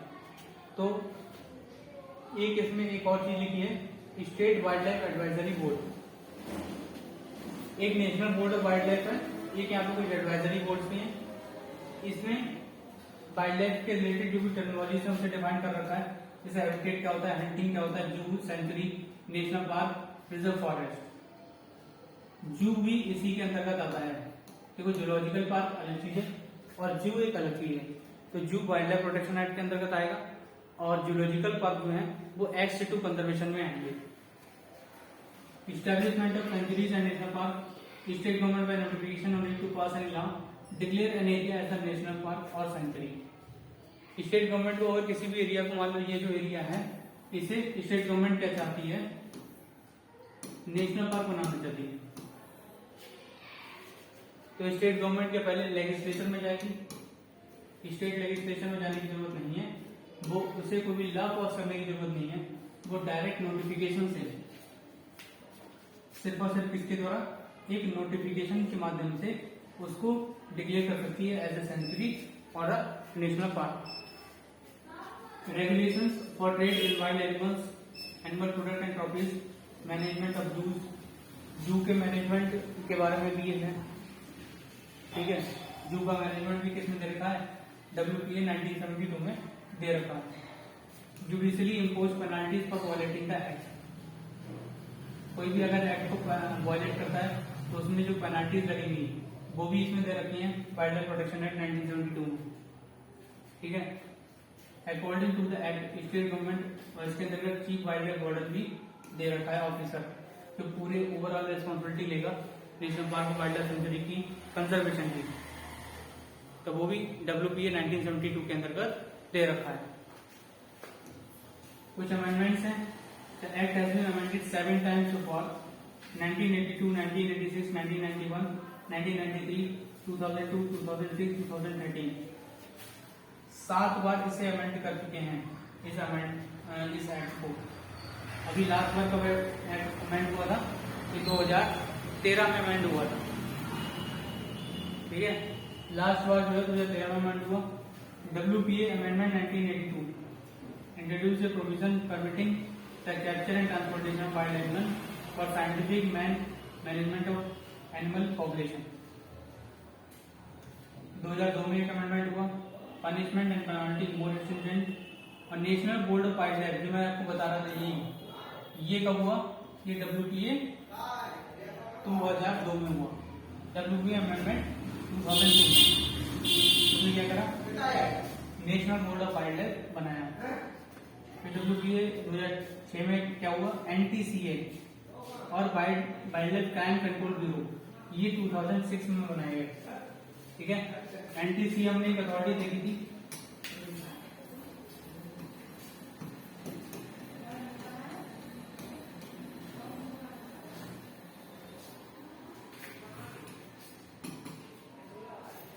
एक हमने अथॉरिटी देखी थी NTCA यानी कि नेशनल टाइगर कंजर्वेशन अथॉरिटी, और एक हमने देखा था वाइल्ड लाइफ, अभी हमने देखा नहीं मतलब पहले मैं बता रहा हूँ, wild life crime control bureau. ये दोनों अथॉरिटीज WPA में कब ऐड की गई, तो ये WPA में एक अमेंडमेंट के द्वारा ऐड की गई थी 2006 में। ये वाला जो national board of wild life है ये कब अमेंड किया गया, 2002 में। ये 2013 में अमेंडमेंट हुई, इसमें क्या था, 7 साल तक का इसमें जेल के बारे में बात हुई, 7 साल तक की जेल की सजा, ये 2013 में अमेंडमेंट हुई। उसके बाद hunting right of schedule tribe in Andaman and Nicobar allied, यानी अंडमान एंड निकोबार में जो भी शेड्यूल ट्राइब रहती हैं उसमें क्या किया जाएगा, अंडमान निकोबार की जो शेड्यूल ट्राइब है, जितनी भी ST ट्राइब्स हैं, तो उनके हंटिंग राइट को प्रोटेक्ट किया गया, यानी उनके लिए हंटिंग अलाउड करी गई उस एरिया में। ये कब हुआ, ये 2013 में हुआ था। तो ये भी इंपॉर्टेंट चीज याद रखना है कि अंडमान निकोबार के जो ST हैं, जो शेड्यूल ट्राइब है, जो वहां भी जंगलों में बहुत सालों से प्रिमिटिव रूप से रह रहे हैं, कई सालों से रह रहे हैं, हजारों सालों से, ठीक है। जब इंडस वैली सिविलाइजेशन भी नहीं आई थी, महाभारत के पहले से भी, रामायण के पहले से भी, इन सबसे पहले जो रह रहे थे वहां पे फॉरेस्ट में, उनके लिए वहां पे हंटिंग राइट अलाउड किए गए। वो चाहे टाइगर को मारे चाहे किसी को मारे, हमें उससे फर्क नहीं। ये 2013 में अमेंडमेंट हुई। लेकिन साथ ही साथ बाकी सबको, उन्हें छोड़ के, अंडमान निकोबार के एसटी को छोड़ के बाकी जो भी हंटिंग करेगा, कुछ भी करेगा, उसके लिए 7 साल का जो है कारावास था, 7 साल की जेल थी। फिर इसमें 6 रूल्स हैं।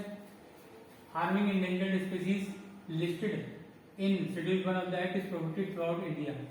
थ्रू आउट इंडिया जो भी शेड्यूल 1 में जितनी भी स्पीसीज लिखी हुई है, उन्हें हार्म नहीं करेगा कोई भी, चाहे वो अंडमान निकोबार के एसटी भी क्यों ना हो। लेकिन थ्रू आउट इंडिया वो क्या करेंगे, इसे जो एसटी है वो भी इसे मतलब कि हटाएंगे नहीं, शेड्यूल 1, ठीक है।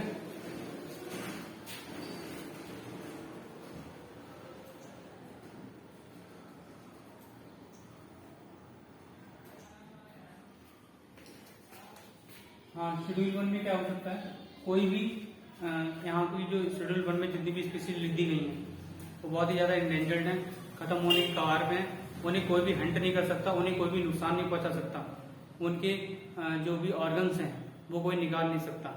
तो ये सारी चीजें किसमें हैं, इस वाले में वाइल्ड लाइफ प्रोटेक्शन एक्ट के शेड्यूल 1 में जितनी भी स्पीसीज दी गई हैं उन्हें कोई भी हार्म नहीं करेगा। शेड्यूल 2 में क्या है, hunting species like those requiring special protection, schedule 2, big game schedule 3 and small game schedule 4 is regulated throughout licensing. Hunting species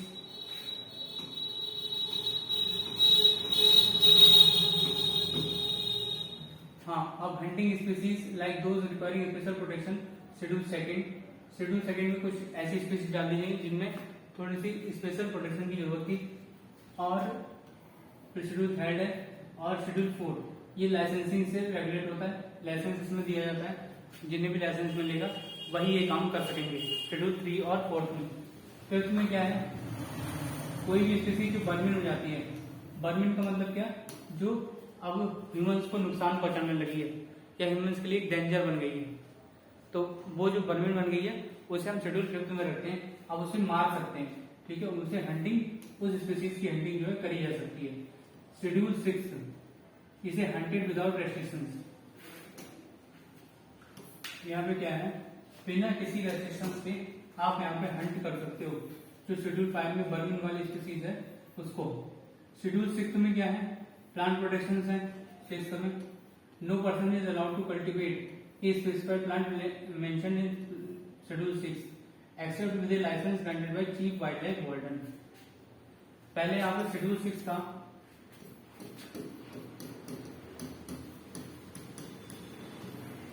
इसके अंतर्गत तो वाइल्ड लाइफ प्रोटेक्शन एक्ट 1972 के अंतर्गत शेड्यूल 6 था। शेड्यूल 6 में क्या हुआ, इसी शेड्यूल 6 में जो भी प्लांट स्पीसीज लिख दी जाती थी, जो भी प्लांट्स यहाँ पे लिख दिए गए, जैसे यहाँ पे प्लांट लिख दिया गया महुआ का, तो फिर महुआ का प्लांट कोई भी कॉमन पीपल अपने घर पे कल्टीवेट नहीं कर सकता। और अगर वो करेगा कल्टीवेट, तो जैसे अफीम के लिए लाइसेंस चाहिए ना, वैसे इस प्लांट के लिए भी क्या चाहिए, लाइसेंस चाहिए, ठीक है।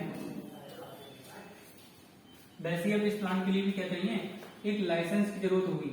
और वो लाइसेंस कौन ग्रांट करेगा, वो लाइसेंस करेगा chief wild life warden. Chief wild life warden ये वही ऑफिसर है जो स्टेट गवर्नमेंट अपॉइंट करता है, ठीक है। तो ये जितने भी चीफ वाइल्ड लाइफ वार्डन है वो इस प्लांट का क्या करेंगे, लाइसेंस ग्रांट करेंगे। लाइसेंस ग्रांट होने के बाद फिर आप उसे क्या कर सकते हो, कल्टीवेट कर सकते हो। Then schedule 6 list all 6 plant of Indian origin including CITES appendices बेडम सैकेट, ये सारे प्लांट जो है, पिक्चर प्लांट, रेड वांडा, ये सारे इसके अंतर्गत आते हैं। शेड्यूल 6 में क्या क्या है, कौन कौन से प्लांट है, यहाँ पर आप देख सकते हो, बेडोम है, ठीक है, ब्लू वांडा है, कुथ है, लेडीज स्लीपर ऑर्चिड है, पिचर प्लांट है और रेड बंडा है, ठीक है। रेड बंडा है और ब्लू बंडा है, रेड बंडा ब्लू बंडा, ये दोनों किसमें है? शेड्यूल 6 में है। और ये साइटेस में भी आते हैं, साइटेस में भी आते हैं। WPA 1972 against taxidermy, preservation of dead wild animals and trophy in the form of skin, या कोई भी चीज आपने किसी वाइल्ड एनिमल की रख रखी है अपने घर पे ट्रॉफी की फॉर्म में या किसी भी तरीके से आपने अपने घर पे रख रखी है, तो वो वाइल्ड लाइफ प्रोटेक्शन एक्ट के अंतर्गत ये इलीगल चीज है, आप ऐसा नहीं रखते। किसी भी की हड्डी आपने रखी है, स्किन रखी है, या फिर एग्स रखे हैं, या टीथ रखे हैं, या नेल्स रखे हैं किसी भी जानवर के एज ए ट्रॉफी या कुछ भी शोभा के लिए, तो आप नहीं रख सकते। ये बिल्कुल ही कंप्लीटली प्रोहिबिटेड है वाइल्ड लाइफ प्रोटेक्शन एक्ट के अंतर्गत।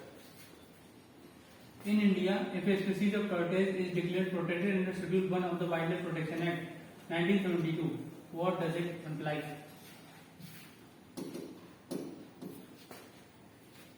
तो मैंने बताया शेड्यूल 1 में कौन सी चीजें आती हैं।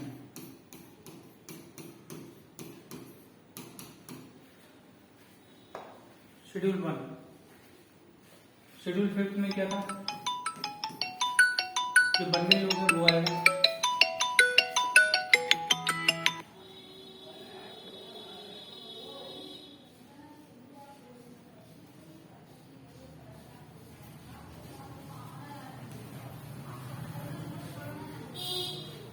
शेड्यूल 1, तो शेड्यूल 5 में हमने देखा था बर्मिन जो स्पीशीज क्लियर हो गई है, अब उसे कोई भी मार सकता है बिना किसी रेस्ट्रिक्शंस के, हंटिंग उसके अलाउ हो गई है। और उसके बिल्कुल उल्टा था फर्स्ट में क्या था कि हंटिंग इज नॉट अलाउड। जो भी स्पीसीज इस वन में लिख रखे हैं वो बहुत ज्यादा इंडेंजर्ड हैं, एक्सटिंक्ट हो गए हैं, खत्म होने वाले हैं, उनकी हंटिंग अब कोई भी नहीं करेगा। Hunting is totally prohibited, totally prohibited. जैसे यहाँ पे अगर हमने लिख दिया टाइगर, टाइगर की हंटिंग टोटली प्रोहिबिटेड हो जाएगी। 5th में क्या है? बर्मिन है। 6th में क्या है? कुछ ऐसे प्लांट्स हैं अगर जो इस लिस्ट में लिख दिए जाए शेड्यूल 6 में, तो वो क्या हो जाते हैं, फिर लाइसेंस के थ्रू ही उनका हम कल्टीवेशन कर पाएंगे। ऐसे प्लांट हो जाते हैं जो अब लाइसेंस के थ्रू ही हम कल्टीवेट कर सकते हैं, वो आते हैं शेड्यूल 6 में। और ये लाइसेंस कौन देता है? ये लाइसेंस देता है chief wild life warden. Chief wild life warden इसका लाइसेंस हमको देगा। 5th में बर्मिन वाले, 6th में ये वाले। अब रहेगा सेकंड, तो सेकंड भी लगभग इससे थोड़ा कम होता है, लेकिन उसमें भी जो स्पीसीज आ गई वो फिर कंप्लीटली प्रोहिबिटेड होती है हंटिंग से। 3rd और 4th में हल्की स्पीसीज आ गई जिन पे इतना कोई जुर्माना नहीं है, हंट करोगे या नहीं करो, तो इस तरह से होते हैं सारे शेड्यूल। अभी हमें डिटेल में पढ़ेंगे, पहले प्रॉपर डिटेल में देते हैं। ये 6 शेड्यूल ये सारे किसके हैं? ये हैं वाइल्ड लाइफ प्रोटेक्शन एक्ट के 1972 के। अब क्या कह रहा है? In India if a species of tortoise is declared protected under schedule 1 of WPA 1972, तो इसका मतलब क्या है? It enjoys the same level of protection as the tiger. It no longer exists in the wild. A few individuals are under captive protection and how it is impossible to prevent its extinction. देखो, जब भी आपको extreme word लगे, impossible, तो वो ज्यादा क्या होता है? गलत होता है। It is endemic to a particular region of India. Endemic मतलब सिर्फ अब वहीं पे है, अब और कहीं नहीं है, तो ये भी गलत है। ऐसे ये ठीक हो जाएगा। It enjoys the same level of protection as the tiger, क्योंकि टाइगर क्या है? बंगाल का टाइगर जो आईयूसीएन स्टेटस उसका एंडेंजर्ड है, गिर लायंस भी एंडेंजर्ड है, और इसीलिए वो शेड्यूल 1 में फॉल करते हैं। तो फिर ये शेड्यूल 1 में आ जाएगा, ठीक है। टॉर्टोइज जो है, टॉर्टोइज अगर शेड्यूल 1 में आ गया, मतलब कह रहे हैं अगर रख दिया, तो उसके साथ क्या होगा? वो same level of protection enjoy करेगा टाइगर के साथ, मतलब उसे कोई भी हंट नहीं कर सकता। वो शेड्यूल 1 में आ चुका है। अब उसकी हंटिंग टोटली प्रोहिबिटेड हो गई है, वो इंडेंजर्ड हो गया। ज्यादातर इंडेंजर्ड वाली स्पीसीज ही शेड्यूल 1 में रखे जाते हैं।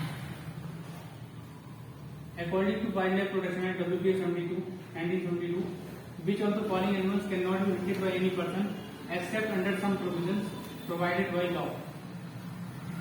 Except under some provisions provided by the law. वैसे नहीं मार सकते, लेकिन लॉ के द्वारा अगर कुछ प्रोविजंस हैं तो मार सकते हैं। ऐसे कौन से हैं? घड़ियाल, इंडियन वाइल्ड, वाइल्ड बफेलो, तो ये तीनों ही हैं। ये तीनों ही नहीं मारे जा सकते, लेकिन अगर कुछ लॉ में कुछ प्रोविजंस अगर कर दी जाए तो इन्हें मारा जा सकता है, क्योंकि ये तीनों ही शायद शेड्यूल 1 में आते हैं, वाइल्ड लाइफ प्रोटेक्शन एक्ट के शेड्यूल 1 में आते हैं। और ये क्या है? ये तीनों ही इंडेंजर्ड हैं, चाहे वो इंडियन वाइल्ड लाइफ हो, चाहे घड़ियाल हो, ठीक है, चाहे वाइल्ड बफेलो हो। ये तीनों ही क्या हैं? ये तीनों ही इंडेंजर्ड, ठीक है। शेड्यूल 2 के लेटर घड़ियाल is critically endangered, water buffalo is endangered, and they fall under Schedule 1.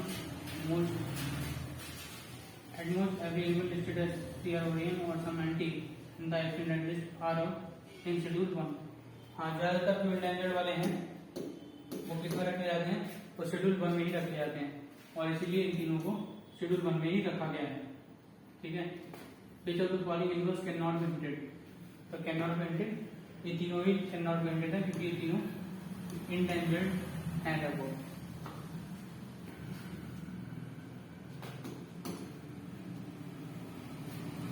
आगे बढ़ते हैं। ये आ गया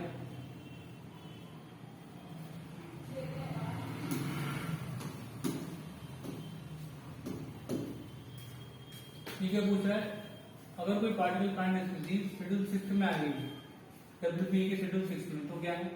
तो मैंने बताया licence is required to cultivate that plant. अब उसे लाइसेंस मिलेगा। लाइसेंस कहां से मिलेगा? चीफ वाइल्ड लाइफ वार्डन के द्वारा। With reference to Indian laws about wildlife protection, consider the following statement. जो इंडियन लॉज है वाइल्ड लाइफ प्रोटेक्शन के द्वारा, तो उसके बारे में कुछ बताओ। Wild animals are the sole property of the government. When a wild animal is declared protected, such animal is entitled for equal protection whether it is found in protected areas or outside.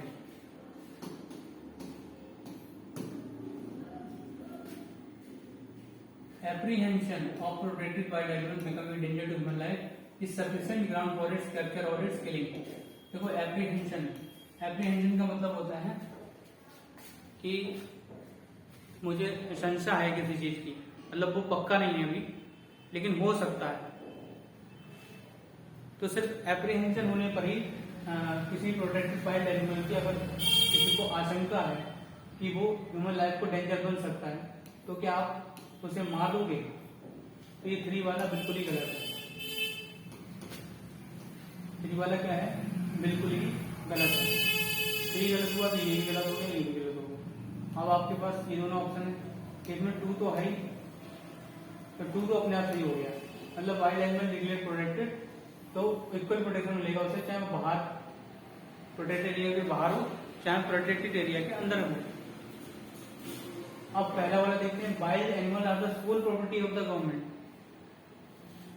बिल्कुल ठीक है, government की property है। अगर वो मर जाता है एनिमल तो भी गवर्नमेंट की प्रॉपर्टी होती है, और नहीं मरता है तो भी वो गवर्नमेंट की प्रॉपर्टी है। वरना प्राइवेट की प्रॉपर्टी होती तो फिर प्राइवेट लोग तो मार के और बेचते और ये सब करते, सब उनका जो भी मिलता उन ड्रग्स वगैरह मिलते उससे, उस एनिमल से ड्रग्स वगैरह मिलते, तो ये सब होता है। तो chief wild life warden may permit hunting of any wild animal if it has become dangerous to human life or is so disabled or disease as to beyond recovery. Mere apprehension can not be the ground for killing. ठीक है, mere apprehension तो ground for killing नहीं हो सकता। ठीक है, chief wild life warden आप permit कर सकता है हंटिंग ऑफ वाइल्ड एनिमल अगर वो डेंजरस हो गया ह्यूमन लाइफ के लिए, मतलब हाँ पक्का कि वो डेंजरस हो ही गया है, तो चीफ वाइल्ड लाइफ वार्डन क्या है, वो परमिट करेगा। चीफ वाइल्ड लाइफ वार्डन कब परमिट करेगा, जब पक्का पता चल गया है कि हाँ ये एनिमल जो है ह्यूमन लाइफ के लिए डेंजर है, इसे मारो। लेकिन इस तरह से परमिट नहीं करा होगा कि सिर्फ एप्रीहेंशन पे ही उसे मार दो। एप्रीहेंशन से किसी को एनिमल को नहीं मारा जा सकता, ठीक है। अगर किसी को शेड्यूल 1 में डाल दिया, प्रोटेक्टेड एरिया में डाल दिया, अगर वो प्रोटेक्टेड है वो एनिमल, तो चाहे वो प्रोटेक्टेड एरिया के अंदर हो, चाहे नेशनल पार्क के अंदर हो, चाहे वो नेशनल पार्क के बाहर हो, उसे मारा नहीं जा सकता। किसी भी जगह पे हो, उसे इक्वल स्टेटस एंजॉय होगा उसके साथ, ठीक है। आगे बढ़ते हैं। No human activity inside national park except for the ones permitted by chief wild life warden of the state. तो देखिए चीफ वाइल्ड लाइफ वार्डन की कितनी पावर है। सबसे पहले तो वो लाइसेंस देता है शेड्यूल 6 के अंतर्गत।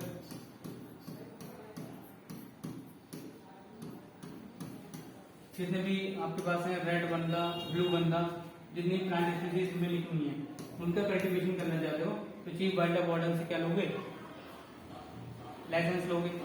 अगर किसी एनिमल को मारना है,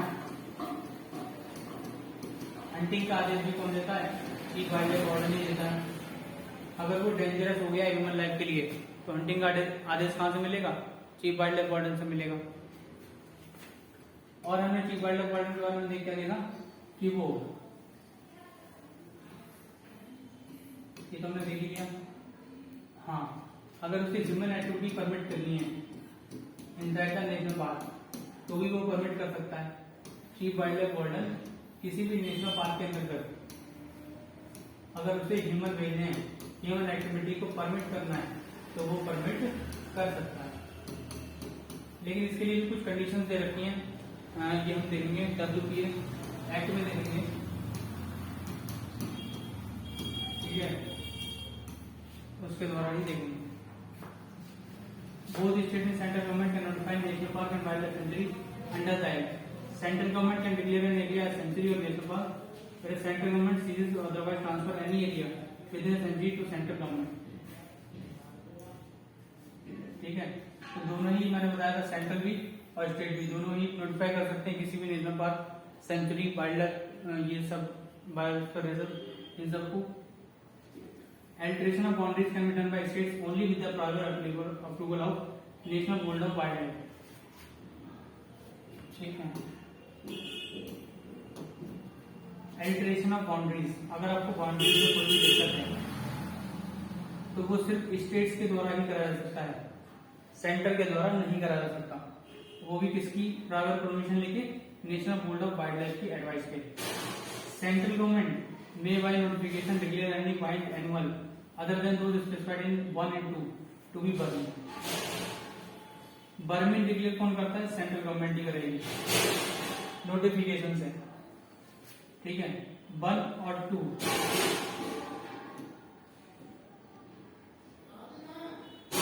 central government may add or delete any entry to or from any schedule or transfer any entry from one part of the schedule to another part of the same schedule or from one schedule. अगर schedule में change करना है, जैसे अभी change हुआ था, 1 है, 2 है, 3 है, 4 है, 5 है, 6 है, इसमें जो चीज लिखी है उसमें थोड़ी सी 2 में डाल दी, फिर तो 6 को हटा दो, 6 की चीजें 4 में डाल दो। ये आपस में जो लेन देन है ये कौन करेगा, सेंटर ही करेगा, ये स्टेट नहीं कर सकता। अभी 2022 में अमेंडमेंट हुआ था, उसमें सारे शेड्यूल बदले गए हैं, तो वो किसने करे हैं, सेंटर ने करे हैं, स्टेट ने नहीं करे। लेकिन अगर नेशनल पार्क की बाउंड्री में चेंज करना है तो कौन करेगा, स्टेट गवर्नमेंट ही करेगी। स्टेट गवर्नमेंट किसकी परमिशन लेंगे, national board of wild life की परमिशन लेंगे, ठीक है।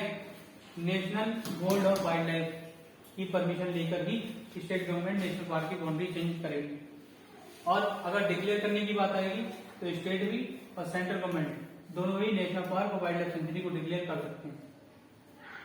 चीफ वाइल्ड लाइफ वार्डन क्या कर सकता है, हंटिंग किसी वाइल्ड एनिमल की हंटिंग को मतलब वो कह सकता है कि हाँ इसकी हंटिंग करो, ठीक है, परमिट उसे कर सकता है। और ह्यूमन एक्टिविटी अगर परमिट करनी हो तो भी वो परमिट कर सकता है। किसी प्लांट का लाइसेंस देना हो तो भी वो कर सकता है।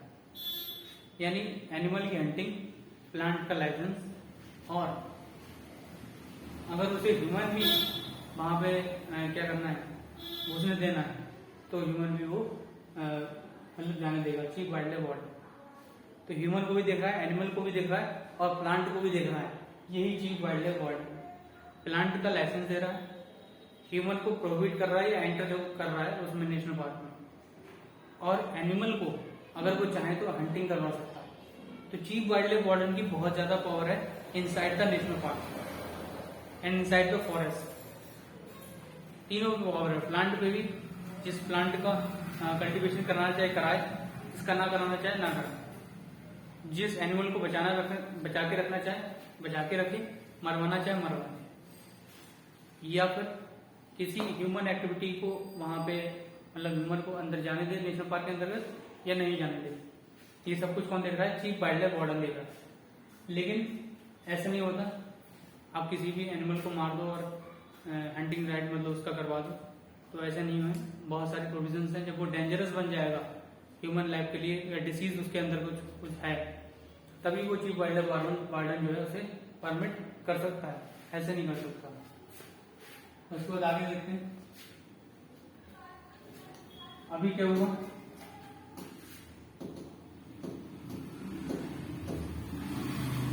मंकी डिक्लेयर बर्मिंग इन हिमाचल में क्या हुआ, मंकी को ही क्या कर दिया, बर्मिन डिक्लेयर कर दिया। बर्मिन का मतलब हमें पता है, बर्मिन जैसे जो कोई डिसीज फैला रहा है या ह्यूमन के लिए बहुत खतरा बन चुका है, उसे ही उन्होंने क्या कर दिया, बर्मिन डिक्लेयर करा मंकी को। क्यों करा देखते हैं।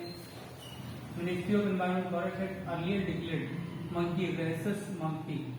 अच्छा, ये बर्मिन डिक्लेयर करने की पावर किसके पास थी? सेंट्रल गवर्नमेंट के पास। सेंट्रल गवर्नमेंट की मिनिस्ट्री कौन सी है? Ministry of environment forest. उसने बर्मिन डिक्लेयर कर दिया हिमाचल प्रदेश में। Local authorities are permitted to cut this animal in certain identified non-forest areas in Shimla for 1 year. The decision was taken after the state government reported large-scale restriction of agriculture due to overpopulation of this species outside the forest. Rhesus monkey are protected species under Schedule 2 of the WPA 1972. Allows it to be hunted by the declaring it Burman forest species.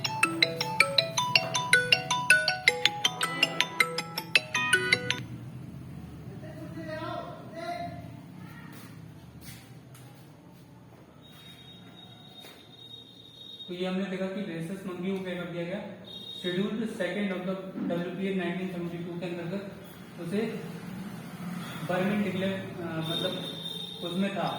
ये पहले कितने